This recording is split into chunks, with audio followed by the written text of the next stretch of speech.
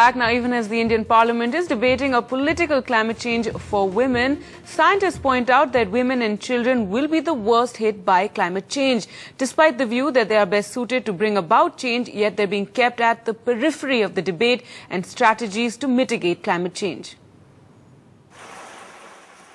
It's an everyday challenge for Pochamma to make sure her children don't go hungry. Women and children in families like these will bear the brunt of climate change, drought and floods, fall in income and increase in hunger and disease. Scientists point out that women and children are 14 times more vulnerable in a disaster. Ironic, considering women produce up to 90% of rural food intake and up to 80% of all food in developing countries. Women need to be involved, women need to be considered, particularly in decision-making policies, because we know women are also amazing agents of change.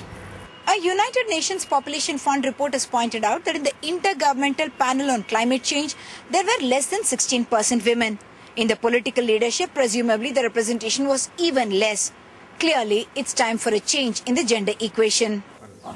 Researchers point out that women use vast traditional knowledge that can play a major role in promoting biodiversity and conserving natural resources. Women are more motivated to participate in community activities.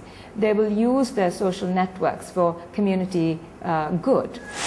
Advocates argue that capitalizing on women's role as primary caregivers, capacities and leadership should be built within communities and at the political level to bring more gender sensitivity to international climate change negotiations. In Hyderabad, Uma Sudhir, NDTV. Tuba.com